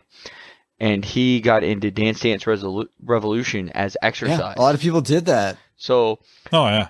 Yep. So the arcade manager would trade him $20 worth of tokens for burgers, fries, and a Coke, which cost us $9.89, right? If you walked in and bought it, but he'd just give it to him, and he'd go there for an hour and just dance. He lost 195 pounds that year because he went every day for an hour and did Dance Dance Revolution. He had all the songs memorized. I mean, he was fun to watch because he would twirl and flip, and he could play both machines at once on like medium and not miss. And I was like, "Damn, man!"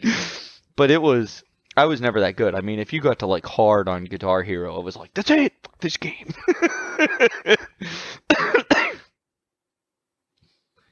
Yeah, that was awesome. Yeah, at the same time Halo came out. Not to keep forcing the music thing, but I mentioned how, Metallica was, for the longest time, like that was my favorite band, and now they've kind of fell down the ranks a little bit. Not super far. They're probably that's because they're like 105 years old now. There's better bands. They're still probably top 5, but most of my favorite bands are metalcore, and for whatever reason, I was racking my brain the other day, like, what's the first metalcore song I've ever heard? Okay. And for the longest time, I was just kind of thinking it was like Kill Switch Engage, My Last Serenade, or something like that. But I'm thinking it might have been Skindred. Okay. Nobody. That might have been my first. I seriously hearing thought you that. just said my last name. He said Skundrich is nobody. You know the song I'm talking. Yeah. Do you know the song I'd I'm have talking to hear about, it to say for sure. It's kind of the singer's kind of got a reggae delivery. Yeah, and then the kind of the growls. I know the band. I know the band you're talking about. I don't know that I can place the song. Maybe if I heard it, I know what you're talking about. I think if you hear the first 5 notes, you'll be like, "Oh, I know that one." What would you define as metalcore? Like, what do you?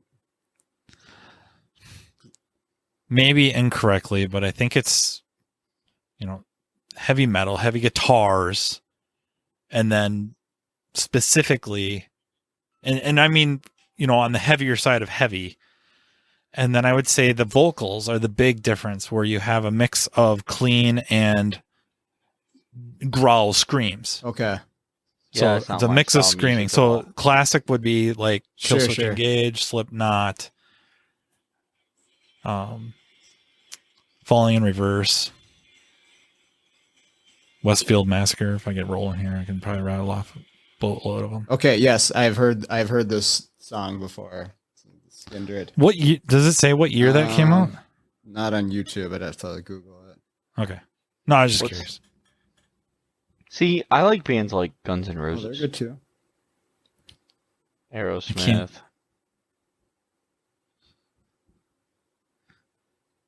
I mean, that song I used to love her. I appreciate their contribution. 2002 was Skindred Nobody.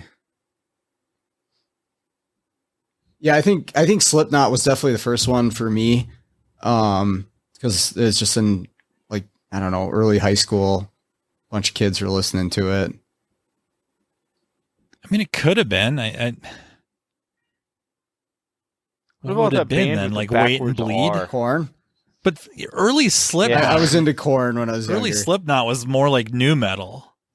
When I think of Slipknot early, it was more nu metal-y. Not that it's so much different than metalcore, but So I typed in Korn. It says related to Korn: Metallica, Linkin Park, System of a Down, Limp Bizkit, Iron Maiden, Iron Megadeth, Maiden. what? That is a little different. Slipknot. That's what it says. Related. I don't know. I like Linkin Park. I go with Linkin Park. That was the first CD that I ever owned. Not like that I'd listened to, but that was the first CD I owned, is Linkin Park Hybrid Theory. That I actually took my Not a bad own way to money start. and went out and purchased. And yeah, I freaking loved it when I was a kid. Well, I suppose wrap her up. we should just do a whole episode on music. Yeah, let's do. We could talk about What do all you my listen Christian to in the rock bands. bass? On a good day, Killswitch Right. Engage. On a bad day, Cannibal Corpse. You got to make sure you don't have the People leave me you don't have the shop alone. doors open with customers walking past when you got that going. Honestly, I've never had a customer complain, and not this shop. I don't think anyone's ever complained about anything because it's fairly compartmentalized. But one shop I worked at, the customers could hear whatever we're listening to. We never got one complaint until one day I brought a comedy album.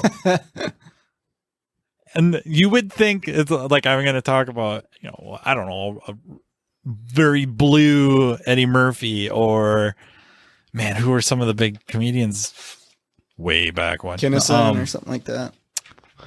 Sean is stripping. It is time to end the podcast. Kinnison's always big, but anyways, you know who it was? It was freaking Bill Cosby. Before everyone knew what he was doing, and he was a monster. But He's like the family. I mean, it's about as dad, clean a comedy as Right. it gets. And this Hey, lady special sauce he flipped put in out. barbecue. So This lady flipped out on us. Like, we're listening to that. the complaint we got, and totally warranted.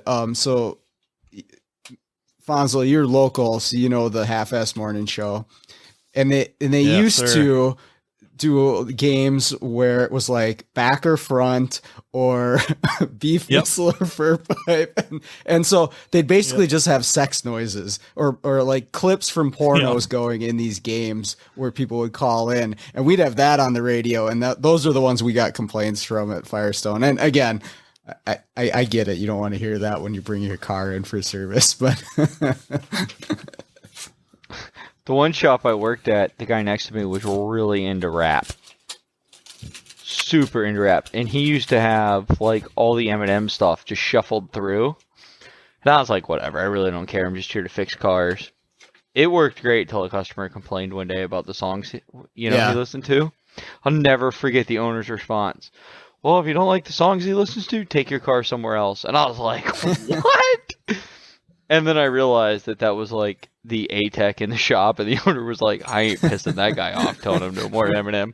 I used to ask him, I'm like, why do you listen to this stuff? Like, talk about killing your wife and whatnot, because I mean, we're talking like, the early Eminem stuff, and he just hated his wife, and he's like, man, after you're in this industry long enough, you realize you just want to drive every car off a bridge with a fifth of vodka after you drank it and just let it burn in the river below. I kind of get his point now after being in the industry. All right, well that's a perfect place to wrap this one up then. Thanks guys for coming on with me tonight. Thanks for having me again. Okay, that's going to do it for today's episode. Thank you to Matt and Matt for joining me once again. I always enjoy being able to sit down and talk with those guys. Hopefully you enjoyed that as well. I want to thank everybody out there for listening. But with that all out of the way, let's all get out there, start fixing the world one car at a time.